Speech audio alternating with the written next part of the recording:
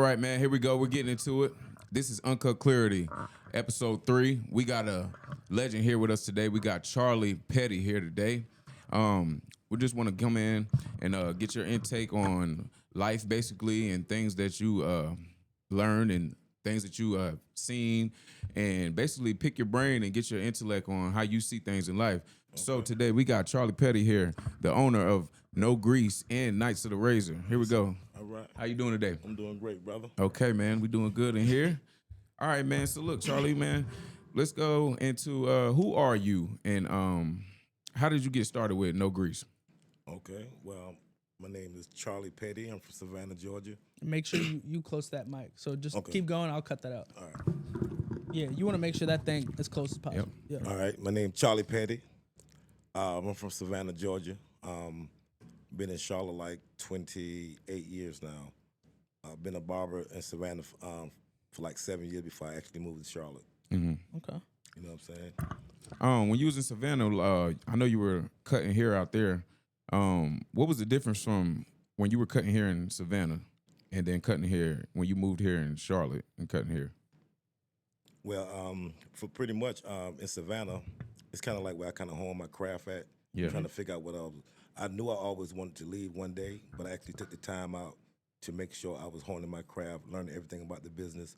So when I actually moved to another place, I could actually be self-sufficient and know exactly what it takes to be in the barber industry outside of skills. Man, let's be clear, man. You are a legend, though, man. Like, you are a man of many skills. I mean, you're not only an owner, you're a barber, you're an instructor, you're a mentor, an influencer.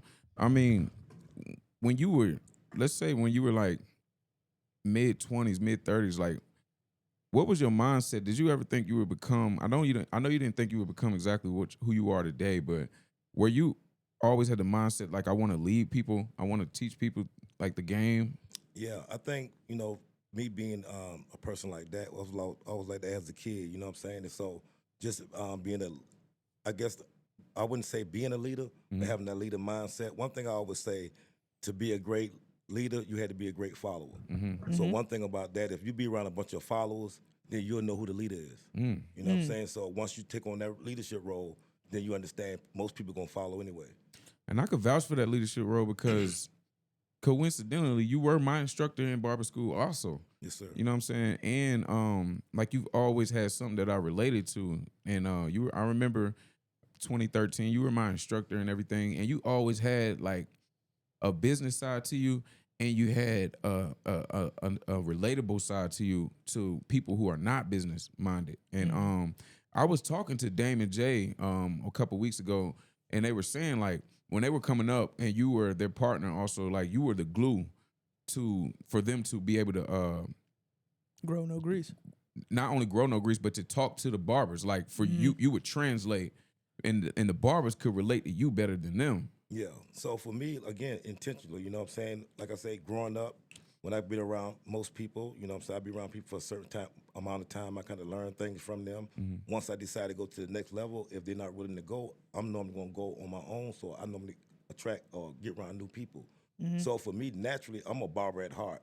I never really got into the business side of it until, I started looking at the future of barber and I seen what the opportunity was really there. So I was like, you know what I'm saying? So let's get into the business side of it. And I think, a lot of us ride on talent alone, you know what I'm saying? I wasn't a talented barber. I had more hustle than I had, cutting hair. I mean, I can't let you say you weren't talented, because I think what you really mean is you wasn't trying to be talented at everything. Yeah. I think you were talented at what you targeted to be talented at. Yes. So, being honest, and I talk to y'all about it all the time, man. First of all, I never had a job in my life, you know what I'm saying? Yeah, So yeah. everything I always had was like a go-get-it type mentality. Barbering just was that type of industry that allowed me to use my natural creative skills and be the type of person I am without being on the street or being a hustler, going in jail or selling drugs. So I just took all that same energy and all that mindset, and I just found something. I found my hustle at a young age. I was cutting hair. I graduated and got my barber license when I was 18 years old. So I only count from 18 to now. That say how long I've been cutting hair, but I've been cutting hair 5, 6, 7 years before then. Yeah. You know what I'm saying? So just me naturally being a barber at heart, knowing the actual hustle and the actually mindset that it takes to be in this industry, for real, like it's really an entrepreneur thing, but you got to have that type of hustler type spirit. And you know what I'm saying? Once I realized I had that, and that was my real advantage, and I knew most people that I meet, ordinary people, most people trying to find a way to get out of this situation, or Yeah. they're trying to get some money. So I already know from the natural they want to get some money. Yeah. So I was always able to understand that because I got in it for the money. Yeah. You know what I'm Initially. saying? Yeah. But I learned the rest of the stuff as I went along. So like I think it's a cool perspective of having an owner. So what like, you know, you were in Savannah, you were a newer barber, you know, you figuring out this whole game. What is the number one thing that you had in you or you learned quickly and applied it back then that you still something you do every day to this day, whether it's business, cutting hair, whatever? Like it could be prayer, goddamn, and whatever. You know what I'm saying? Like The gift is free. The hustle is sold separately. Mm-hmm. That's always been my mindset. You know what I'm saying? I came along this path. And again, we all come in from a talent standpoint. They're going to be the best talented barber. But once I found out, it's some cats just naturally talented. There are artists in this industry. But one thing I banked on was you ain't going to out-hustling me. yeah. So You know you what were I'm saying? And hey, that's crazy because like that's where I can relate it to you at. Yeah. I always tell people or anybody who asks me, I be like, bro, I ain't trying to be the best barber. I'm not trying to cut the best, but I do feel like I can cut longer than you. And that's another thing that goes with like I ain't trying to be talented at everything, but if I pick to be the at this one particular thing, which I say I feel like I can cut for longer than anybody who you might be able to cut that for 4 or 5 hours, but I'm gonna cut that for 9 hours. And I feel like that's my only angle I can really have at you. I'm not trying to do the straightest lines. I ain't trying to have the best mohawks. But I remember you saying that, and I think I grasped to that because I was like, man, if I could do anything, I can out hustle somebody. So what I understand really is haircut is repetition. You know what I'm saying?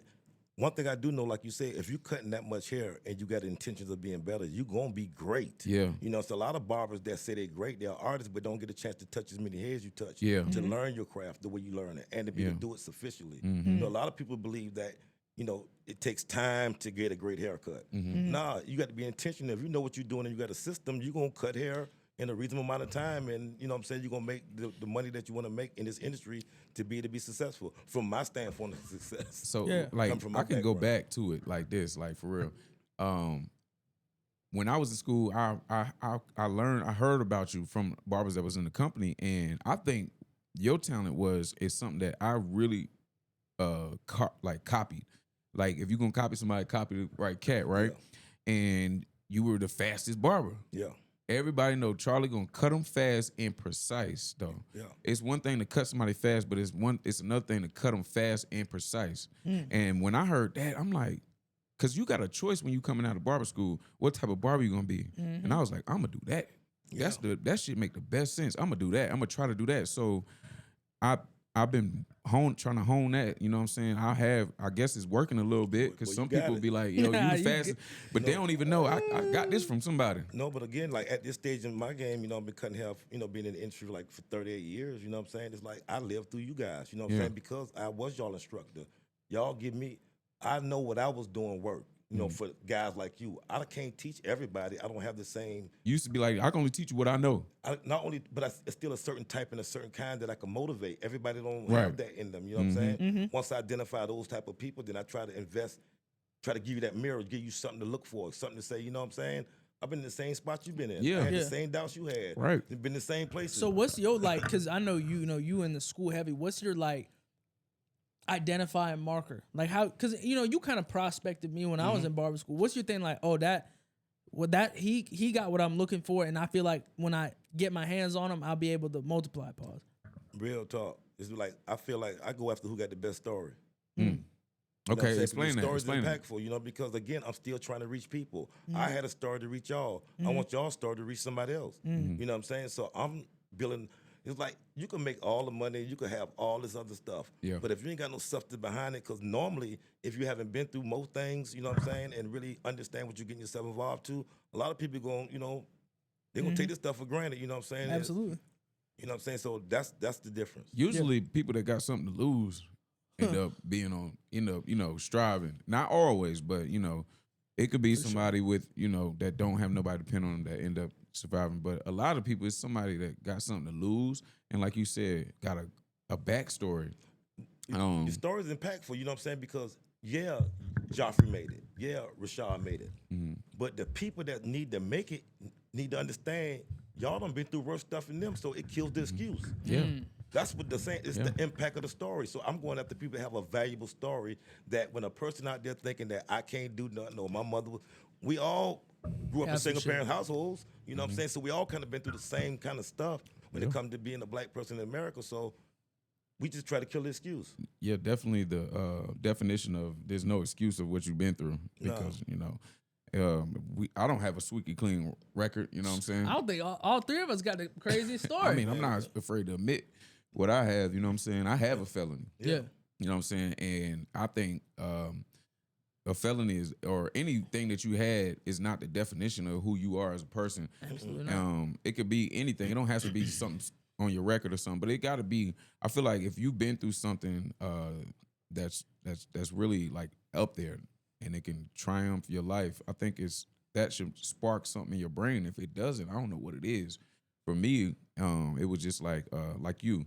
If I can already hustle out here in the streets, right?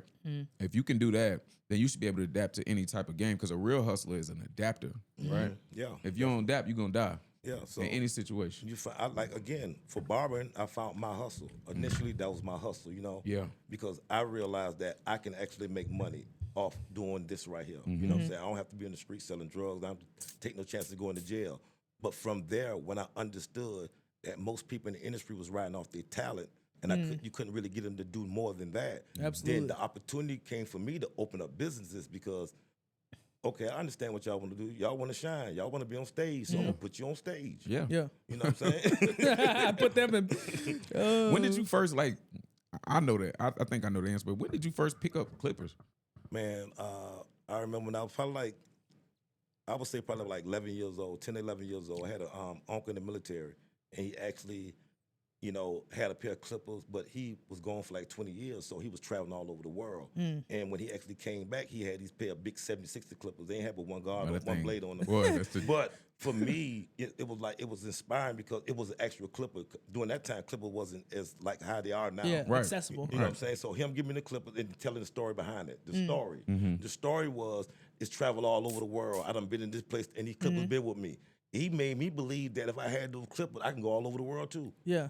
So that's I think that's a key thing for viewers, anybody to understand about you. The story of something is very important to you, because that's what carries you to all the way to the finish line and beyond. It's your why. It's You your know what I'm why. saying? It's why you doing what you're doing. You know what I'm saying? And that's like the whole thing. And we talked about it with Jay and them. Like a lot of barbers these days don't have a why or a reason. They just kind of going for the money. And if the money is your only motivation, and we all motivated by money, but if that's your only fucking reason why you gonna do some shit, like you only gonna go so far. Because when you get the bag, you done. Yeah, man. And the sad part about it, most of them ain't the bag they talking about ain't no bag. it really And I ain't even really talking down on nobody. I'm just saying. No, it's because real. We all know no matter how much money you get, you want some more money. It's You never gonna enough. want Whatever more. you're talking about the bag is, that's on your limited way of thinking Yeah. right now at this moment. But 5, 10 years from now, in a different situation, and with the economy the way it is and the inflation, that bag got to change. That's because people want the Yeah, bag right. more than they want the game. Yeah. Like if you want the game, you can never lose the bag. I feel like if you actually learn the game, the bag chases you. But again, what I found out in the industry, everybody don't love it. Find something you love. It might not be the barber industry, but you find you something you love, you're gonna go over and beyond. Absolutely. You know what I'm saying? Anything outside of that is gonna be if somebody asks you to do something that you don't do, they got to pay you for it. Yeah. So again, you got to love and have a why you doing what you're doing, not because you're doing it for somebody else or nothing like that. You got to, even if you with NoGrease as a company, your job supposed to be is you're a consultant. Right. You outsourcing your work. You're self-employed. You know what I'm saying? Yeah. So what you're doing is you're not loving looking at NoGrease. I'm going to NoGrease because they got something to offer me to get me to where I'm going at. Right. And then when I'm ready to go to the next level, I go to the next level. It ain't no love lost. It's like that's the thing about it. Most people want to believe that they're working for somebody. But if I was working at McDonald's, I'm not like acting like I'm working for McDonald's.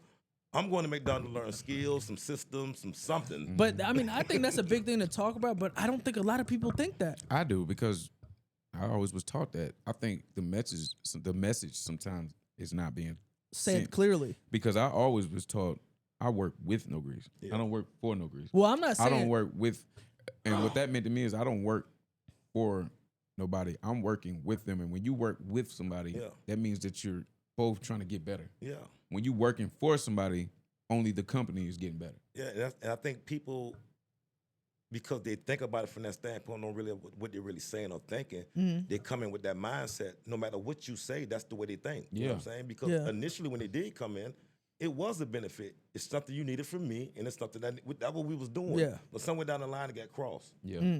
But you know what I'm saying? It's just the way the industry is, you know what I'm saying? It's just not even to knock the industry because it is what it is. It's a great opportunity for a lot of people who really want it. My goal is, at my stage of the game, is to identify the people that really, really have the passion for this industry and realize that it's a place for you here.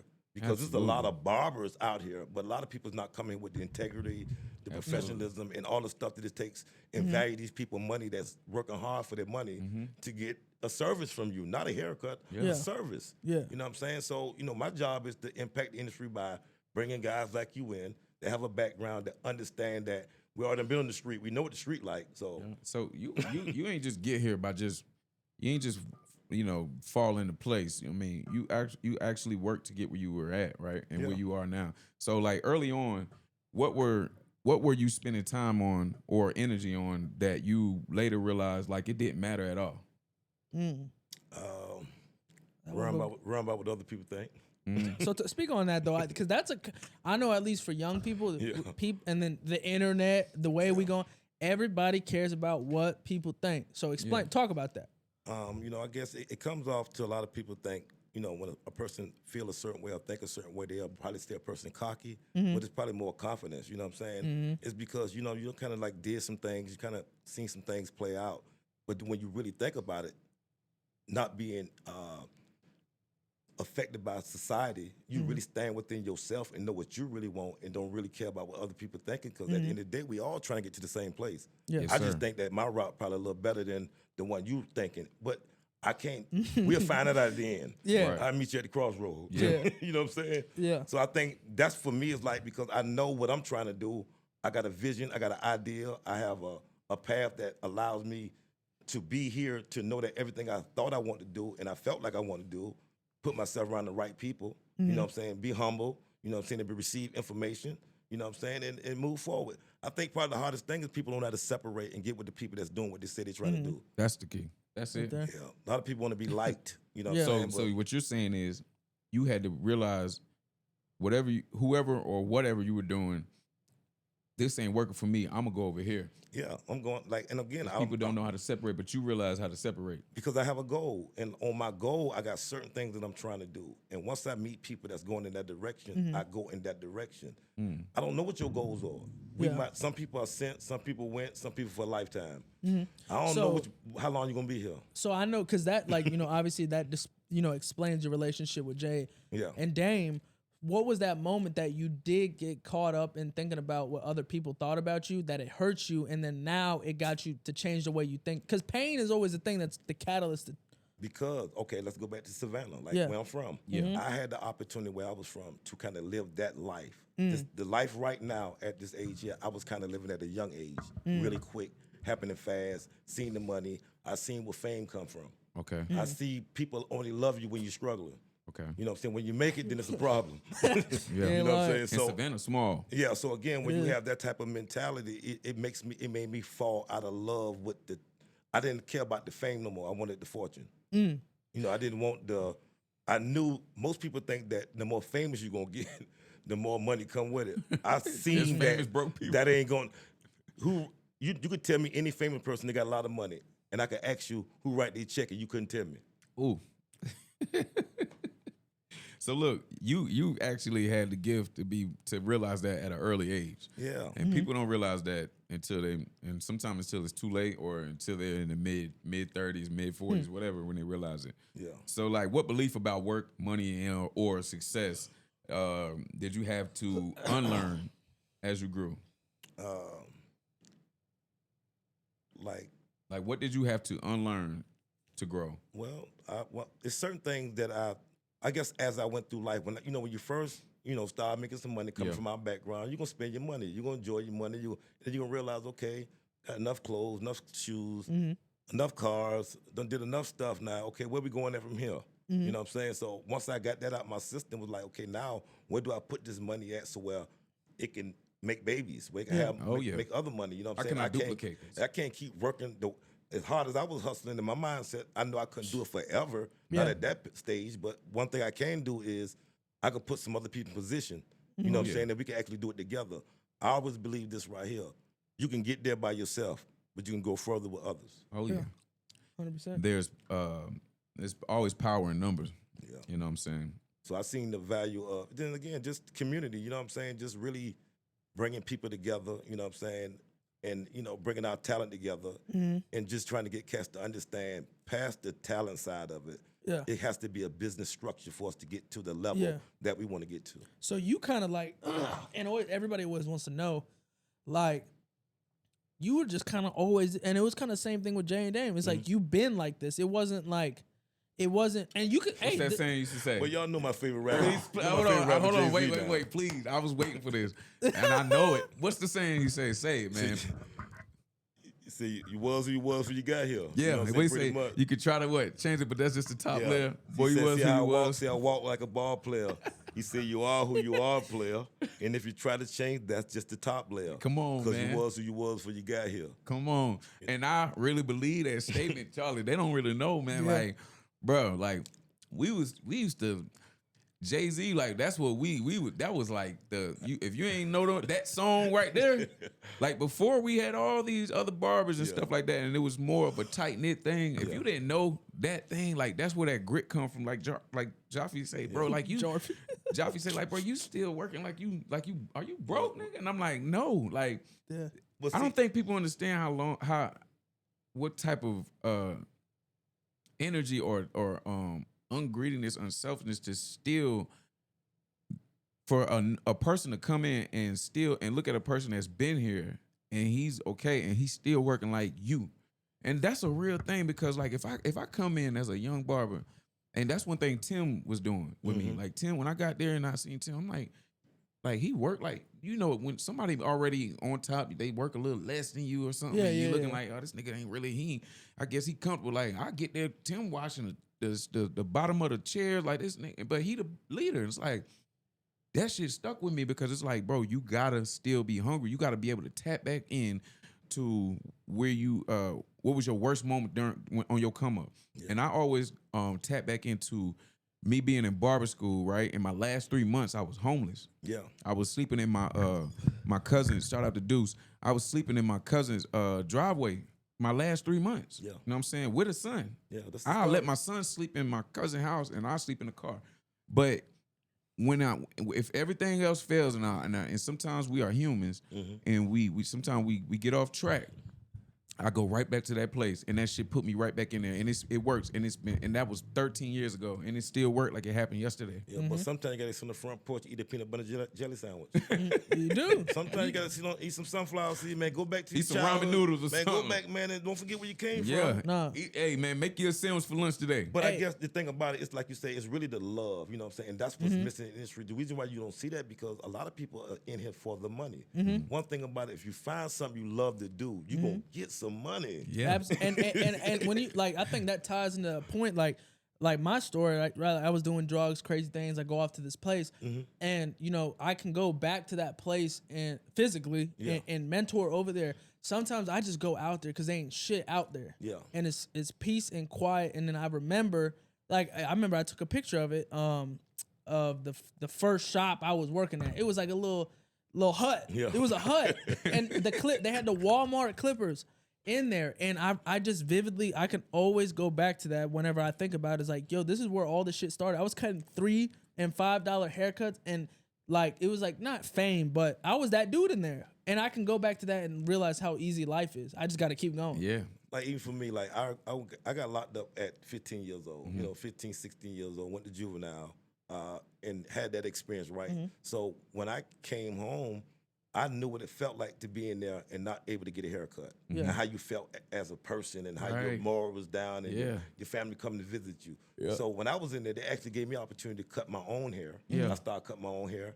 But actually, when I went off the camp, came back, went to barber school, got my license, got in the barbershop, I used to go back to the juvenile every Sunday and cut hair for free. Yeah. You know what I'm saying? Just What made you do that? because, like I just told you, I knew what it felt like to be in there and how you felt already, how you look, your self-esteem. I knew what a haircut do for self-esteem. Yep. I knew what it was doing for me, right? But then it was also a way for me to give back, but it was also an opportunity. And I never looked at it like that because I was giving back, but I'm just Yeah. showing you how things happen. Naturally. I learned how to cut fast by cutting hair in the juvenile for free. Mm. And I learned how to build a clientele because I had to convince them to get the haircut I wanted them to get, just so I could cut most of them hair. And I that's think cutting hair for free, cutting hair for free before you even like really, or just sometimes just cutting hair for free as some type of. I remember when I was in barber school, we was cutting hair at Walmart, in front of Walmart, and I think and sometimes that kind of just builds some integrity again for you. Just doing what you do, and doing what pays you the most for free. Sometimes kind of reset why you love doing it, and it's hard to just say like, oh, just do that. But I'm just saying like, you should experience that. You should have, as a barber, you should have always experienced some type of setting of cutting hair for free for people. It's in build need. character. And At it the builds end of the day, character. It's gonna build character because now when somebody actually pay you for it, you value it. yeah. You know what I'm Absolutely. saying? If And your it go- first haircut was being paid for, then Yeah. And Yeah. I mean, and sometimes you just need to miss what you already got.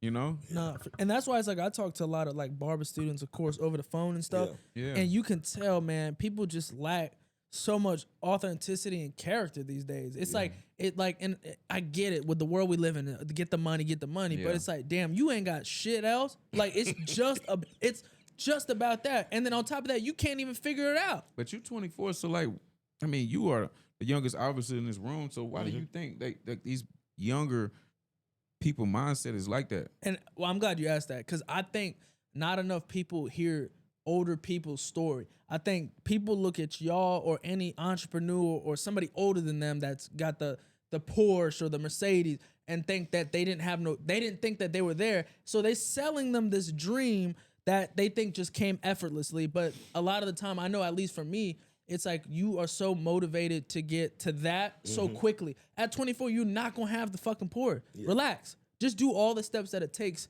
to get there. But I think it's like, and it's part of why we're doing the podcast is like we're not getting that older generation to feed in terms of their story of like real, raw, authentic shit. Like, oh, this is how I made $1 million. Like nobody gives a fuck about that. You know what I mean? So again, my thing about it is I try to show them I've been where you've been at.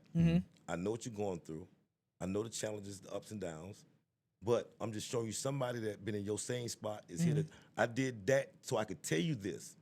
You know what I'm saying? I had to get in the space just to be to tell you that you can make it. You know what I'm saying? So that's what it really is. So when it come down to, like you said, the younger generations and they trying to figure things out, that's the only reason why I kind of do things in front of y'all. Y'all will see me with a car and do certain stuff. I'm just trying to keep y'all to keep motivated. By that, because that ain't where I'm at no more. And even with that, you can't even do that and motivate the same. It gotta be. It's a certain type of people you can only motivate when you do things like that. And I think I understood that a long time ago. Yeah. I'm not here to. Cause I'm the type of guy. If I see what you got, I ain't like, damn, look at this nigga. He got this mother. He going crazy.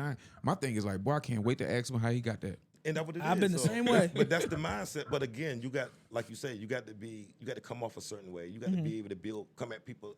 You got to have some empathy, you know, a little something about you. You got to have a certain type of energy where you draw people into you. You know what I'm saying? So, and you got to be authentic. I think the hardest thing for most people to be authentic.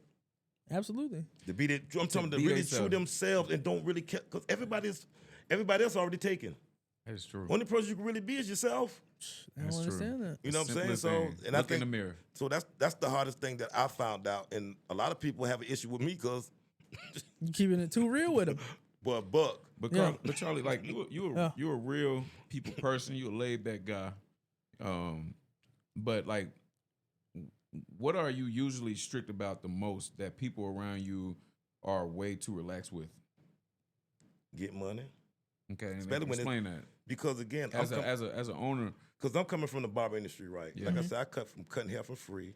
I'm that generation that came from cutting in the bathrooms, cutting on the front porch, going to people's house with your clippers. Yeah. You know what I'm saying? Walmart clippers. You know, finally get to a space where you can cut hair for $5 and $10 and $15. Even working in the barbershop, the haircut $12, $15.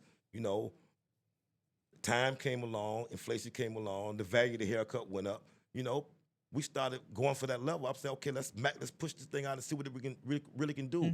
Not actually the money side of it, but the service side of it. I think we gave the right service and the right atmosphere and the right, you know, everything else. Then we could ask for what we want to ask for the price of the haircut. You know what I'm saying? So it really bothered me when you actually getting $35, $40, $45, $50 a haircut, and cats don't even want to cut hair. They don't even really want to make the money. And then those same people are question everything that's going on about getting money. Oh yeah, definitely. Like, So yeah, so that's the thing that really probably irritates me more than anything is like, you say you want some money, you say it's an opportunity to make some money, but it ain't really about the money. so like, what do you do intentionally that like most people feel pressure to care about?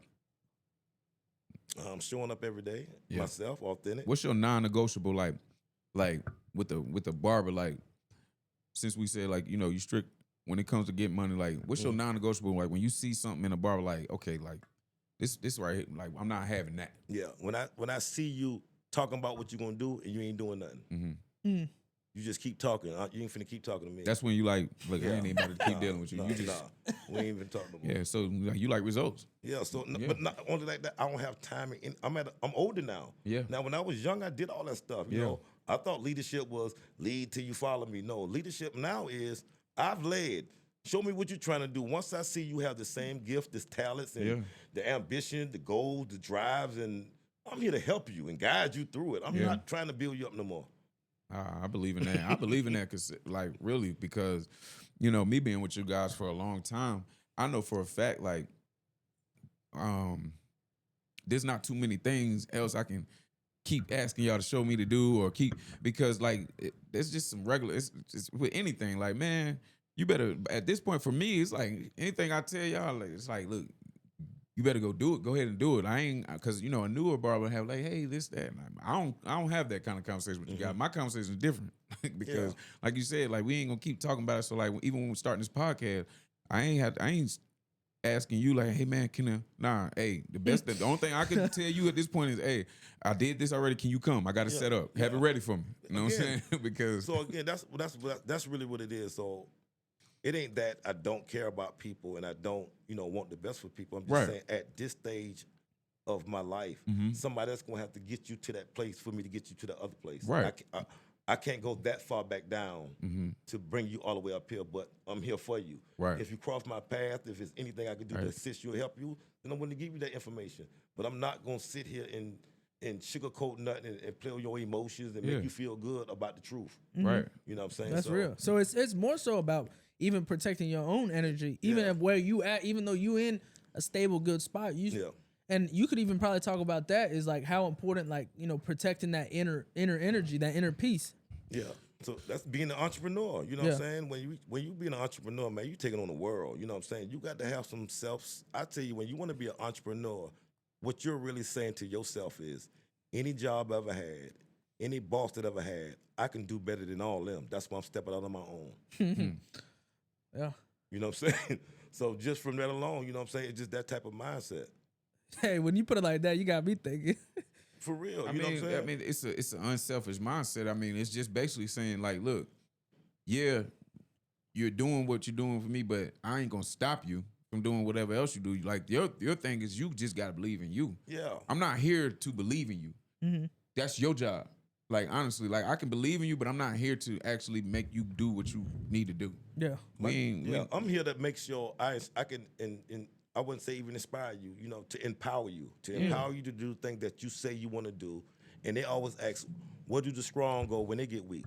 They go back to the people they build up when they were strong. Right. So again, I keep people like you around me and guys like y'all around me for what y'all doing, because again, y'all might have to be there for me one day. Absolutely. You know what I'm saying? So I don't take it for granted. Yeah. Hey, so like I know you are an avid reader. Yeah. Like I want to tap into that because like I'm tapping into my reading. Like I've been reading ferociously lately, and I got my son reading everything that I read. What book, you know, like did you read like that sparked something in you? Like, what was one of the first books you caught? Like, 'cause I know books have things in them, but I'm an avid believer that you're not reading a book to get everything out of it. You're trying to get something out of it that you need. Yeah, so I've I like a lot of self-help books. I like books that deal with principles, deal with, I tell a little stories sometimes about Yeah. coming from one place trying to get to another, tell you all the things you're going to deal with, like the Dream Giver, the Four Agreements, stuff like that. Rich Dad, Poor Dad. That's the book that I'm rereading. 10X. You got so many different books I've read over these years, but one book that I read, it was almost like the Bible to me. And it, like, from everything I read from there, every book I read after that was just a story of the book that I read. So the book that I read it was like the Bible. It's called Science of the Mind. Science of the Mind. I've heard of that. Yeah, so it's like Science of the Mind, yeah, guys. Science of the Mind. Shit, I'm about to look But that it's a really, it's probably a book you probably won't be able to find it. You know what I'm saying? 'Cause What? it took a long time to actually find it. I don't know if it's circulation We'll now, find it. but yeah, It'll you can get find found. it now. But If you read it, I'm reading it. I read this book over like 25 years ago. Me, Dame, and Jermaine read that book. So again, So is that how I can get rich? No, So, I'm just playing. I'm just playing. what I'm saying is, they say, as a man thinketh, so is he, right? Yeah. Yeah. So for me, when I say dealing with the mind, science of the mind, it gave us the science of the mind, how the mind works, how it operates, things you're going through, what you're dealing with, and it give you to where you look at yourself. It's not a story to telling you about nobody else. It give you principles that you have to probably live life enough to be able to have some experience to be to say, oh, God, I remember that, or understand that, or that's why I had an issue with this, or had an issue with that. You know what I'm saying? So from I read that book, a lot of other books I read, like, It like seemed I said, like it was a parallel off it that. was more of a story of what he was. When you're dealing with the science of the mind, you're dealing from the ground. I'm talking Ground about up. the mind, the makeup of it, the chemistry of DNA. it, the DNA, Everything. how it functions, everything. Wait, so what's the one thing like it's stick right now? You could think off the top of your head that book right now, something in it Hey, that's gonna make me $1 million. I had a chance to live it. Someone that's gonna make me $1 million. You said what? I had a chance to live it. Had a chance to live it. As a man thinking, so I'm telling you, man, I thought this life out. It's premeditated. I seen this already. When I first met Dame Jermaine in NoGrease, we just started. They'll tell you, I told them we gonna do this. But listen though, and it wasn't just y'all three. No, but I'm just saying, But it's like y'all, you the one that stuck. You believed it. because you believed it. I seen it already. I did it before I got here. I just didn't do it right. How you mean? When I was in Savannah, we had a barbershop called get Boys what and you're Men. saying. All right, so Boys and Men was a barbershop in Savannah. We were the first barbershop in Savannah that actually went from commission to booth rent. Commission From booth rent? always From been booth rent to commission, or commission always been. We created booth rent in my generation. really? Yeah, we were the first barbershop in my city to do booth rent. Wait. Oh, so you didn't say that Hold back on, when go hold back. on. Yeah. See, that's Wait, what, wait. Go ahead. I want to go down that rabbit hole. Yeah, so this is what I'm trying to tell you. So what I realized is it was a bunch of barbers. It was Yeah. a bunch of barbers that had the idea of everybody need to make money. The owner's taking our money. So we opened shops to where we had to have 18 people in the shop Yeah. just to pay the overhead because we wanted to be individuals. Okay. So it was an 18-man barbershop, right? I'm talking about, but in the 18-man barbershop, I'm that dude. I'm doing it. I'm doing my thing, right? So, doing it for so long, it was like I seen that in a broader picture, everybody ain't gonna make it in this system because everybody don't got no hustle. But y'all are on commission. No. He's, Look what I'm saying. All the barbershop before I came into the industry was commission. it was commission first. We opened up the shop and started booth rent. He Because invented barbers' booth rent. mentality, our mentality, don't understand business. We thought that business was everybody getting money. I'm so shocked because I think people think it's the other way around. Yeah. I know they don't. Nah, I'm shocked. Shit. So now what we did from NoGrease is we got back to business. Wow. Hold on now. Damn. So back in the days, you could have a barbershop, right? No matter how many clients was, you probably had 4 or 5 barbers in there. And whoever went in the barbershop, they just got haircuts. It wasn't about, I'm going to him, I'm going to them. It was like, who next? Yeah. Everybody was cutting hair. Yeah. So the barbershop had commission. He was building the clientele. Then the booth rent came in, and then we started depending on the barbers to build the clientele. They don't got no hustle. They don't. The best thing happened with social media. That helped out a lot. They barely use the nail. So again, when you actually, so we had to get back to doing commission to be in a system. It ain't that the industry don't make money. We just don't know where the money at because we don't have no system in place don't have no to point of market. sales. Ain't no point of sale. So you made $1,000, you made $500, you sell weed, you sell pills. Where the money at? How you gonna scale what your barbershop really making? Yeah, I could go in your barbershop right now. If you got a booth rental shop and you got 10 chairs and if it's $200, I can tell you how much money you make. The barber's working out all his money and the owner ain't getting nothing. But no, it ain't even. But I'm saying, so in order for the industry to grow and for the right people to be in place, commission was in position because a commission-based owner understand what he has to do for the business for it to grow and for it to scale. Whereas a booth rental shop, it is not a knock on them. It's just that, their job is you pay my booth rent for my space and it ain't nothing to talk about. So you got to ask about no advertising, no promotion, no nothing. Yeah. This is your business. It's not a knock. Whatever It's floats just your boat. whatever floats your boat. So I ain't here to So compare. so when you say you had done thought about it already and seen it, you literally mean it. Okay, so when you actually cut hair for 7 years and you making the money you want to make and you balling, they think you sell drugs. Yeah. And then you do all that and find out, well, I'm just like everybody else. I'm just cutting hair making money. Yeah. Yeah. I ain't got no place to put it. I can't pay no taxes. I can't get no Social Security. I can't buy a house. What age? What was the number? They hit you like, oh shit, this is messed up. By the time I turned 25, 25. Okay. So you my age. yep, 25 years old. You know what I'm saying? And I was like, you know what? 18 to 25. 25.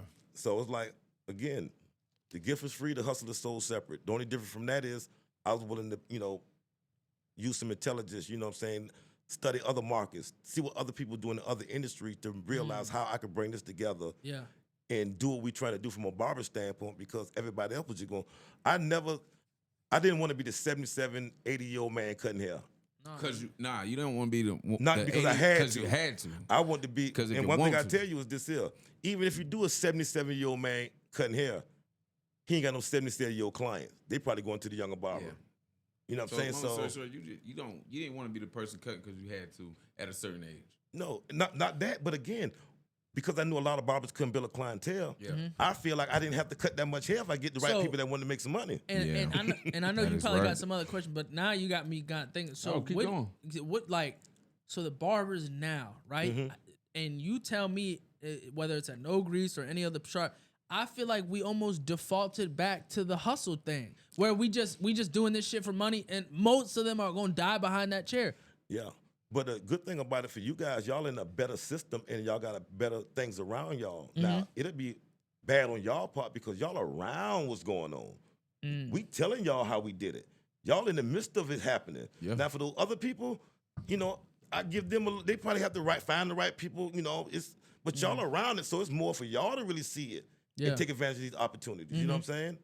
Because y'all have the structure, you don't have to, when you get ready to go get a house or a car, you got to get fake paperwork or, no, you got tax papers. Yeah. You know what I'm saying? You pay your taxes. You Yeah. doing stuff. You know what I'm saying? So So we ain't you- got to play that game no more. So do you- you're not hustling. You hustling because you haven't really found a way to actually Grow it. get past all of having the fun, doing all you're going to do and realize, boy, that's for the birds. I come back, get on the back end. Yeah. So like, do you, and like I said, either whether it's in NoGrease or outside, do you feel like these barbers are doing the things that are supposed to, or do you feel like we in a day and age where they just need to figure this shit out? Like this, like, okay, in your business that you're doing right now, right? Let me ask you a question. Like this, if you were a barber right now, coming out of barber school, and you come into NoGrease or a commission shop, right? What would be the first 3 steps that you do? The first year to get yourself tax aligned, to get your financials aligned. Like, what would you do if you jumped in the game right now and you were one of the barbers coming out But to the get first, your finances in line? first thing I do is I have to sit down and write a budget out. Really see what I'm spending for real. What kind of money I'm making, how much money I can save, what do I need and what I don't need. You know what I'm saying? I need to do that first. I need to Do you think start. that would take the whole first year?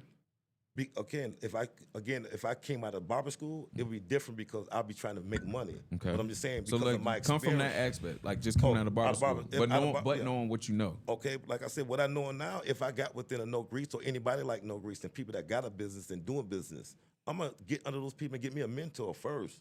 I'm gonna get somebody that's doing exactly what I say I'm trying to do and where I'm going at, and I'm gonna be humble enough to try to sit at their feet. Okay. That's the first thing I'm gonna do. You know what I'm saying? People see stories about celebrities like LeBron James, Jay-Z, whoever it might be. And when you find they got mentors when they were 12, 13, 14, 15 years old. LeBron hang out with Warren Buffett for all through his high school. So again, people are teaching you how to manage your money, how to put your money in the right place. Get with people that got things that's going on that might just need your energy and your young ambition, your enthusiasm, and they might have created something for you and help you put you in the right space. But you got to know how to, separate from the herd. You know what I'm saying? Everybody ain't going the same place, man. All right, so like label it from like what's the 3 steps? 1, 2, and 3. All right, so I would definitely say get a mentor. You know what I'm saying? Definitely sit down and in the process of getting the mentor, I'm pretty sure they're gonna tell you about doing your budget and stuff like that. Find out where you're at.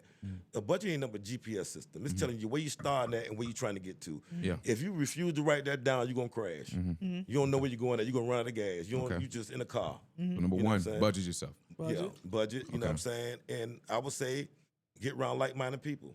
Okay. That's step 2. Step 2. That would be step. Remember it was like the first one was it wasn't budget. Get a mentor. Get a mentor. Budget. Number 2 is budget yourself. Number 3, get around like-minded people. Minded people, yeah. Okay. You're gonna never see a buzzard and an eagle flying together. And the reason I'm asking you this is because if beginners or people that's just in it watching, like even if people in our company are watching, I want them to hear that. Yeah. You know what I'm saying? Because I don't think anybody ever asks that simple of a question. It's really like, hey, what would you do right now? You know what I'm saying? And If you trying to grow. yeah. And I think that's what, at the end of the day, what I found out, success is different for everybody. You got to define what's success for you. Get around the people that are doing what you're saying, not saying what you want to do too. Yeah. Get around people that actually are that manifest that, doing what they're doing, and learn from them. They could tell you their stories, and what you're gonna find in their story is most people got more failures than they got success. Yeah. But y'all just want everything to be sweet, and I just woke up and I prayed and Jesus woke me, and then my mama prayed for me and I'm good. Yeah. I'm good. No, man, it's gonna take some work. You got to man. meet that brother But halfway. if you find something you love, then you ain't really working. See, that's the key about finding something you love. They said if you find something you love, you'll never work a day in your life, a night either. So I want to actually, I'm glad you said that because I think a lot of people misconstrued what that means. Yeah. To dive into that a little bit more, because I feel like a lot of people say like, "Well, I love what I do. I'm not really working," but they ain't doing shit. It goes back to what Rashad said. What you would do for free, boy, you gonna get you some money. yeah. If you wouldn't do stuff, and I ain't saying do it for free. I'm just saying, understand. Remember that when you was building your doing it for free. craft. You was doing it for free. Man, understand the mosquitoes are biting you. Yeah. You know, understand when your feet was hurting. I feel like with every field you come in, as far as being like an athlete, like let's say, because you always say being a barber is almost the next thing after athlete. You got celebrities, you got ball players, and then you got barbers, and those are 3 careers where you start off doing the shit for free. Actors are acting for free at first. Yeah. Any athlete played that for free in the beginning. You know what I'm saying? That's why when it comes to getting paid for it. So in barber, coincidentally, no matter where you started, how you started, your ass started doing it for free. Yeah. There's not one person on the planet that paid your sorry ass to cut their hair in the beginning, and you ain't know how to cut their hair. You did it for free, and if you can remember how you felt and when you did it for free, this shit should be a piece of cake. So for me, when I came in the industry, it wasn't like it is now. It didn't look like this. So again, we don't put this thing in front of them. People already saying they're making $1 million, so they coming in saying they're gonna make $1 million. First week. Yeah. So it's already there, you know what I'm saying? But again, when it comes down to, it's plenty of money to make it. It's probably more than millions to make. Yeah. But you got to do the work to get Yeah. it. You know what I'm saying? So again, my thing about it, if it ain't barbering, find something you love to do. Yeah. Yeah. That's all I'm saying. If you find something, if you love picking up bottles and cans, pick up enough bottles and cans. You gonna find a way to get some money. Oh, you gonna get you some money. Because ain't nobody else out there but you. Yeah. Ain't nobody want to work. And I think that's the whole thing these days is Yeah. people don't want to work. Yeah, so, it's People don't want to wait. Yeah, it's a blessing. Nobody has patience. It's a blessing, you know what I'm saying? They got social media helps out a lot, you know what I'm saying? I just think that from that standpoint, what they can't take off the table is social skills. Yeah. That's real. You know what I'm saying? Because again, even if you meet people online, it's so personal. They don't understand barbering is a personal thing. You know what I'm saying? It Yeah. ain't. Yeah, it's a transaction. You making a transaction. You know what I'm saying? But it ain't got to be that way. Yeah. It's supposed to be doggone, you know what I'm saying, relational. Yeah. You know what I'm saying? So at the end of the day, we built relationship with people. You know what I'm saying? You cutting people for 20 and 30 years. You start cutting their kids, their grandkids. That's a clientele. Yeah. That ain't just I cut the dude on TV, came through, football player, basketball player. That's damn near family now. Where you at next week? Yeah. You know what I'm saying? So you got to find something that's going to be sustainable. You know, actually figure out what do that look like. You gotta find, you know, me as a client. I mean, as a barber, I always identify my clients in two ways. I got my clients that I cut, and I got the ones that pay my bills. Yeah. And you better be able to point those people out and it doesn't mean you treat them different. No. But you know which clients are your clients for real, and then which ones are here until some shit happen to you, and then they probably ain't gonna. You know what I'm saying? And But that's relationship, though. You know what I'm saying? Again, you're a building relationship. So again, I believe when it comes down to even us here talking about the barber industry, we kind of one-sided with it because we're all in the same company and we see it from a different standpoint. yeah, You know what I'm saying? Because Yeah. again, what we was able to do was cut a lot of fat out the way and cut a lot of mess out the way that barbers had to deal with. One thing I'm happy about that with a company like NoGrease, what we was able to do was give anybody who really, really wanted to be a barber an opportunity to cut hair in a safe, professional, clean environment. That's really what it was. Because everything outside of that, It's bullshit. it's gonna be It's a dog field. It's a just, battlefield. It's like you're just out in the field You trying in to the figure field. things out. And I'm telling you, if you ain't about that life, if you fall don't got right through that edge on you, it's gonna be it's a short-lived career for you. and there's not too many shops or companies that you can go to and be a barber, and the slogan is change barbers, not shops. And what I mean by that is like there's not too many shops where one of my clients can come in and I could happily say, hey, I can't get you, but let him get you. And be like, you It go not be into a a problem. booth shop, hey man, please just wait for me. Hey, don't go to him. I got you. Or don't talk to my client. Like, you know what I'm saying? This is like it's a family orientated thing Yeah. in this shop. And it kind of if you're not aware of it, you forget how real shit is besides this. Yeah, it's definitely You know what I'm real out saying? there, And I've seen a plethora of barbers go out there and forget that you can make money cutting hair outside of NoGrease. You can make hair cutting outside of commission, but don't forget that it is a dog eat dog world. Yeah, it's like I said, it's really structured. It's really like getting in with a team of people. You know what I'm saying? Because again, if you decide that you want to go out of town, Yeah. in the shop you in, people will take care of your client till you get back, and they'll be back when you get back. There you go. Versus if you by yourself, you go out of town, boy, you sharing it with the city. Boy, they're gonna eat it. You might have 10 when you left, boy. You get back, I got 2.5. You know what I'm saying? But again, it's just like really seeing the bigger picture because again, just like I said about you, Joffrey could be going, the same thing happened with you. So it's like we all make sure that our motto was don't change barbershops, change barbers. Because from every barber standpoint, we need to keep them in here. Yeah. You Keep know them what I'm in the saying? business. If I can't get you, matter of fact, you come to my shop, I want you to have 2-3 barbers. I could be your first option, second option, third option. But I'd But you rather know you how stay much here. weight that takes off the client itself? The client, because clients really be like, Feeling bad. Fuck, I want to go, like, you know what I'm saying? But think if you take it off of them yourself, I believe now, I'll be honest, man, because I hear the clients saying that, even though we have barbers that have that type of energy. Yeah. But I think the clients done kind of took on that themselves. They feel like they cheating on you. yeah.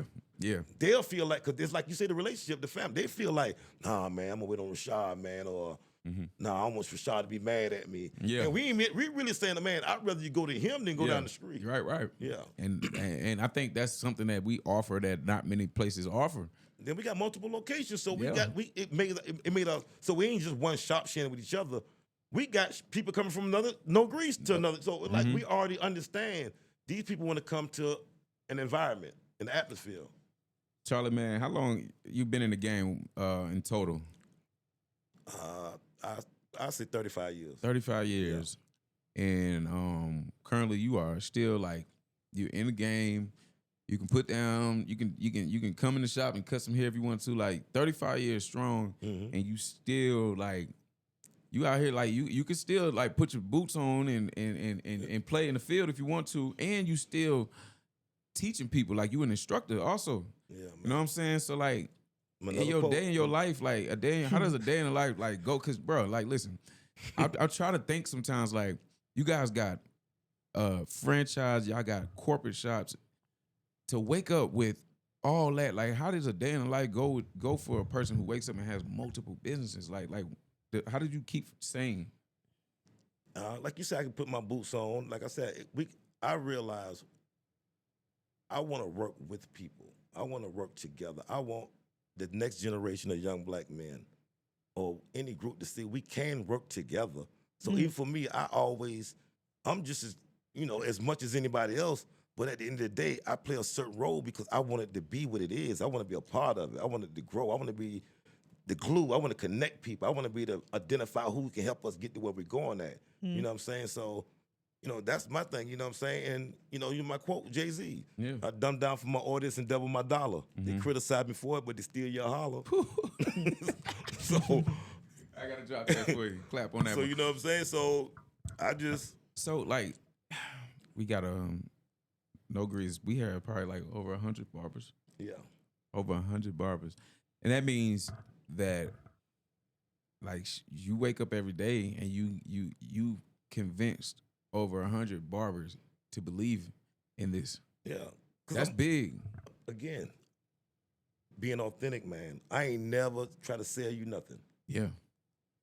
All I did was put you in a position, gave you the opportunity, told you, boy, I can use you. Yeah. Yeah. Well, we can do this together. Because if you ain't useful, you're useless. Yeah, you know what I'm saying? And again, like I said, you can use me, just don't use me up. And don't misuse me. Yeah. You know what Everybody's I'm getting saying? used, but yeah, use me the right way. Yeah, like you say, man, ain't nothing wrong with being a copycat. Copy the right cats. Yeah. You know what I'm saying? Identify, where you going at, what you're trying to do. So again, the humbler thing for me with dealing with 100 barbers or something like that, you know what I'm saying? My thing about it is I'm living my dream. You know what I'm saying? So I can get up every day because I'm actually living my dream. You know what I'm saying? You actually who you thought you was. Man, who I was, man. You know what I'm saying? It's just You actually so that's what I'm became saying. who you wanted to be. It's manifesting. So again, honestly, man, I'm just here to let people know, man. If it's something that you really, really want to do, only person can stop you doing it is you. Man, shout out to you, man, because not many people actually ended up being who they wanted to be or who they thought that's they real. were. It's a Man, rare hey, breed. That's a low percentage. But gotta tell you one thing, boy. It wasn't easy. Oh, it You know definitely. what I'm saying? It never is. And the hardest thing, man, is friends, families, associate. You got to only hope and wish that people understand what you're trying to do, and they respect you for what you're trying to do. That's deep. Because one thing, I'm always backtrack, but I got to go where I'm going at. Got to. You know what I'm saying? I'm sorry, man. Please forgive me. I got to go where I'm going at. I swear. And I see you. I'm gonna come back and get you if I could. I'm gonna swing back by, Yeah. but I can't let you stop me from getting to where I'm going at. Non-negotiable. Yeah. So let's we can move along, man, because we did this podcast because we wanted to inform people about just realistic things, man. It's a vulnerable podcast. It's a podcast where you can be yourself. It's not just a barber podcast. It's a podcast with insight of people who are doing things in life or people who have wonderful stories. Like you said, I love interviewing with people with stories. Not just, it doesn't have to be a business owner. Yeah. You don't have to be a barber. Just people with a story, something that I can sit down and let me hear that. I want to hear that story. I feel like everybody has one, and that's what we're trying to identify with this podcast. Yeah. We just want to open up, connect the dots with these conversations that people wouldn't have if they don't know a person like you, because it's not what you know, it's who you know. If I didn't know you, I wouldn't be talking to you about this because I just wouldn't know you. You know what I'm saying? The people that we ran into in the barbershop, me and Jaffe, we came up with this. We were just like, yo, did you just hear that conversation? I'm like, yeah. Did you just hear mine? I'm like, yeah. Bro, we cannot make this up. People got to hear this. And I got tired of hearing this amazing information and keeping it to myself. You know what I'm saying? So people always tell me I should be on the podcast, I should do something like that. But I'm happy that you guys created the space for me to be on. You know what I'm saying? Because look how things turn. You know what I'm saying? Like I tell you, I'm living my dream. I've seen this can happen. I never thought being in barber school, I have a podcast and have you on. Like, it's just life is amazing. See how the tables done turned? Yeah. I met you coming to barber school. Now I'm coming to your spot. Yeah. You know what I'm saying? But, that's what it's about. That's the point what I'm talking about. It's about growth. It's about being around each other, hold each other accountable, saying what you mean what you saying, knowing you got somebody to back you. And every now and then when you see him, he going to look at you and say, boy, I see you, or you ain't doing it. Yeah. You know what I'm saying? I ain't no fair weather friend. Yeah. So a lot of people don't like take that. me too good because I'm blunt. Yeah. You know what I'm saying? I'm going to just tell you how I really feel. Yeah. And I pray I learned in life, man. I rather ask for forgiveness. Yeah, facts. Me too. You know I'm what with I'm saying? that. How the saying go? I'd rather ask for forgiveness Than than permission. permission. I'd rather ask for forgiveness than permission. Yeah. No, I actually like that because people like me, I respect bluntness because I'm a blunt person myself. And I think that's why I do it, because I believe if you beat around the bush I think with me, you really care if you I'm blunt. spinning around.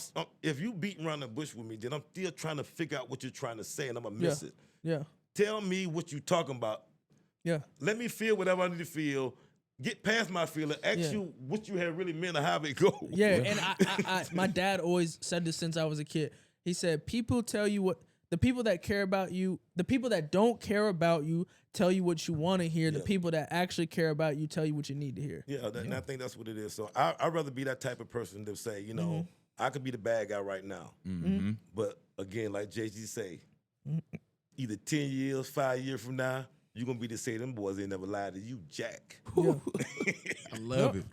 Hey, man, I love that, man. I ain't going to lie to you. I ain't got no reason to, because we going the same place. I need you to help. I want to get there with you. Yeah. Yeah. Yep. Charlie, we're about to close the segment, but I want to ask you like a final question or a couple of final questions. I don't know if you have one to close up, but where do you see NoGrease, Knights of the Razor Enterprises at in the next 10 years? Like what where are you aiming at? What do you see? Well, the initial goal was, man, to at least have one in every state. You know what I'm saying? So, you know, as time went on, things grew. You know, had its ups and downs. You know what I'm saying? I believe right now, at the end of the day, I think we're in a good environment right now when it comes to barbers. You know, young guys that are being inspired, you know, to come in the industry. You know, hopefully they see the right things in front of them. You know what I'm saying? Don't get caught up in the smoke and mirrors. And I believe it's possible, you know what I'm saying? Definitely being in another, you know, country, you know what I'm saying? Definitely trying to get to Africa, you know what I'm saying? Africa. Yeah, some different Yes, sir. things like that, man. But, NoGrease, Knights of the Razor in Africa. yeah, Hey, that'd be crazy. But, you know, the main thing, man, is really continue to grow this franchise, man, Absolutely. and give people opportunity to take care of their families and, you know what I'm saying, live their dream they want to live in the barber industry. Yes, sir. Jaffe, you got anything you want to say before we close this segment? No, I you know, all the people that we have on this podcast, we appreciate you sharing your insight, because I think a lot of people, like I said, have a problem with vulnerability, especially on the internet, because everybody's gonna see it. Yeah. So we appreciate you just being able to come out here and tell your story and kind of get an insight in the mind of, you know, Charlie Petty. You're an owner, you're a father, you're a friend to a lot of different people, and I think Yes, sir. having this opportunity for you to even take, I'm sure you're a busy dude. You took an hour out of your day to get here. You know what I'm saying? And to be able to share this with that with us, but on top of that, the people that whoever ends up watching this, that they know that you took time out of your day to share this wisdom with them. So for that, we appreciate you. Yes, That's all sir. I got. Yeah. Appreciate y'all, man, definitely. Thank you, man. We're going to close this segment. This is the third episode of Uncut Clarity. We here with Charlie, the legend, the boss, the owner, the entrepreneur. You know what I'm saying? Thank you for coming out here, spending your time with us, man. I knew to hit you ahead of time because you're a busy man, but it worked out, man. Man, And, it's all about prioritizing things, man. I want to say thank you, man. I appreciate you. Keep leading us, brother. Yes, sir, Thank you. brother. Hey, Thank you got my back, brother. Yes, sir. Let's go. You know what I'm saying? We in this thing together. Let's go, man.